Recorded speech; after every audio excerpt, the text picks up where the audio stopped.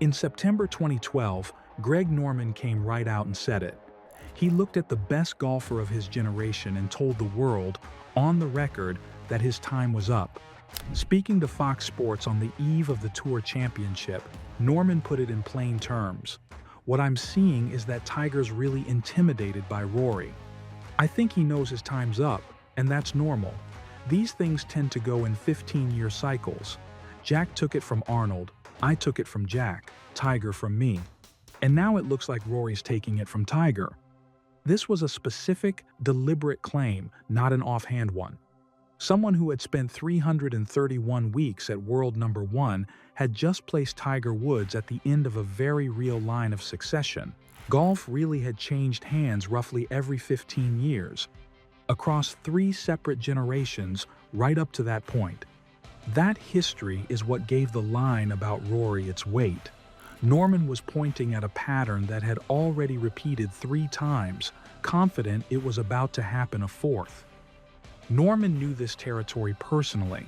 His own 2 Open Championship titles gave him standing to speak on it, but so did 1996, when a 6-shot final round lead at the Masters slipped away in a single agonizing afternoon, handing the trophy to Nick Faldo instead.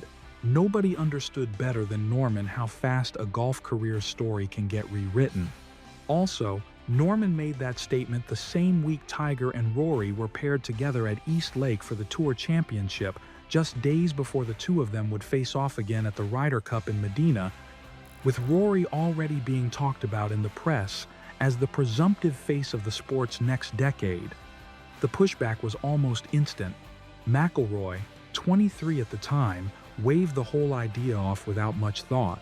He said, "How can I intimidate Tiger Woods? The guy's got 75 or whatever PGA Tour wins, 14 majors. He's been the biggest thing ever in our sport. How could some little 23-year-old from Northern Ireland come up and intimidate him? It's not possible."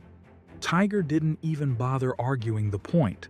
He just started calling Rory the Intimidator as a running joke around the clubhouse, and when a reporter asked if the nickname bothered him, he shrugged and said it must be the hair. Fred Couples, freshly voted into the Hall of Fame that same year, put it more bluntly than either of them. "This is ridiculous. Tiger intimidates people. Nobody intimidates Tiger." So even in the moment, almost nobody apart from Norman seemed to actually believe it. And yet the comment didn't just disappear. Golf media ran with it for weeks, because it fit a story a lot of people already wanted to tell. Tiger's personal life had blown up his image a few years earlier. His major count had been frozen since 2008, and Rory looked like exactly the kind of clean, dominant heir the sport was hoping for. Norman didn't invent that narrative, he just said the quiet part out loud. But the part that most people forget when they tell this story is, Norman wasn't proven wrong right away. It took years for Norman to be proven wrong. And for parts of that stretch, he actually looked right. That messy in-between stretch is the part almost nobody mentions when this story gets told. It's worth saying why the theory felt believable to the media in 2012 in the first place, because Norman wasn't pulling it out of nowhere. Tiger hadn't won a major since the 2008 US Open, a drought that, by the standard of his own career, already felt unthinkable.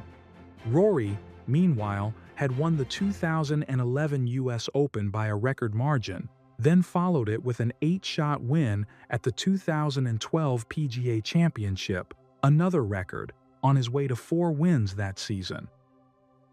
He'd already taken the world #1 ranking away from Tiger that spring. In that specific week, on paper, the timing lined up exactly the way Norman described it. Then, just weeks after his comment, Tiger went to Medina for the Ryder Cup and contributed almost nothing. The Americans built a 4-point lead heading into Sunday singles, only for Europe to storm back and win 8.5 of the 12 points on offer, completing one of the greatest comebacks in Ryder Cup history and leaving a stunned home crowd to watch it happen. Tiger played 4 matches across the week and managed a single half point, most of it earned in a meaningless final singles match after the cup had already been decided. Commentators at the time didn't need to connect the dots to Norman's comment out loud. The timing did it for them. For a moment, it genuinely looked like Norman had read the situation exactly right. Then Tiger did something that made the theory look premature. He won 3 more times before 2012 was even over. Then, in March 2013 at the Arnold Palmer Invitational, he beat the field outright and reclaimed the world #1 ranking, taking it straight back from Rory, 6 months after being told his time was up.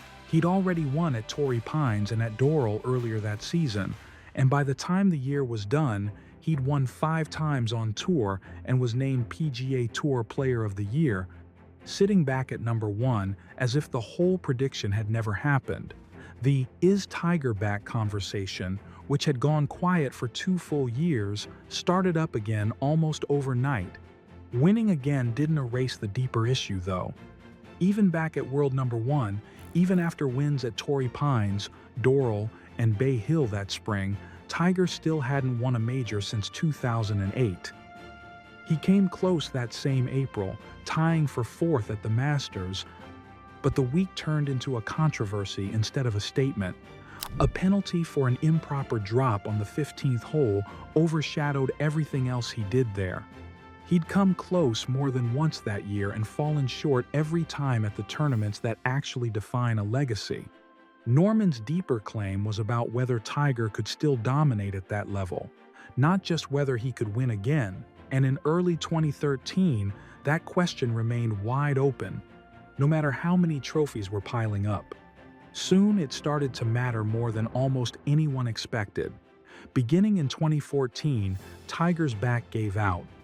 One surgery followed another, a procedure in 2014, another in 2015, a spinal fusion in 2017, and each one came with the same question attached.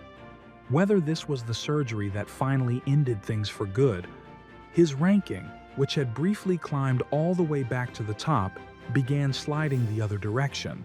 He opened 2015 ranked 47th, dropped out of the top 100 that same year, and by the middle of 2017 had fallen outside the top 1,000 entirely, a number that was utterly unimaginable at any other point in his career. In between, he tried to return at the 2015 Masters and left with a tie for 17th. It was a respectable finish, nothing more, the kind of result that answered nothing. Later that same year, he was arrested in Florida, found asleep behind the wheel of his car, the result of a combination of pain medications he'd been taking to manage what was left of his back. At that point, Norman's comment from 5 years earlier looked less like an overreaction and more like an understatement of what was actually happening. So a comeback was not even in the talks at that point. The conversation had shifted entirely to whether Tiger would ever compete again at all, let alone contend for a major. Then, slowly, the signs started to change. In 2018, he briefly held the outright lead on the back 9 at the Open Championship at Carnoustie before fading to a tie for 6th, then finished runner-up at the PGA Championship at Bellerive, 2 shots behind Brooks Koepka, close enough both times to make people wonder if it was real. Then, in September, at East Lake, the same course where Norman had made his comment 6 years earlier, Tiger won the Tour Championship. It was his first win in 5 years and the 80th of his career. 7 months later, at Augusta, Tiger Woods won the Masters, his 15th major, his first in 11 years, and it ended almost exactly the way his career had begun. 22 years earlier, on that same 18th green, a 21-year-old Tiger had walked into his father's arms after his first Masters win. This time, his own son ran to meet him instead. "My dad was here in '97, and now I'm the dad with 2 kids there. It's come full circle," Woods said afterward. 4 back surgeries, a fused spine, a public arrest, a ranking that had all but disappeared. Every bit of it was standing right behind him as he won the same tournament that had made him famous in the first place. And it remains one of the most complete comebacks in the history of sports, not just golf. Norman's line about golf moving in 15-year cycles wasn't wrong as an observation. As history, that part of Norman's theory holds up fine.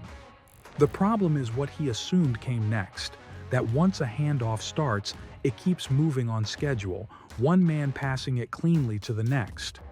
Tiger's comeback ignored that rule entirely. He vanished from the sport's biggest conversations for years, then came back to win a major, something everyone had already assumed was over for him.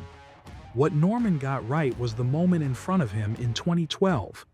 What he got wrong was mistaking that moment for something permanent in a sport that, it turns out, doesn't actually move in straight lines.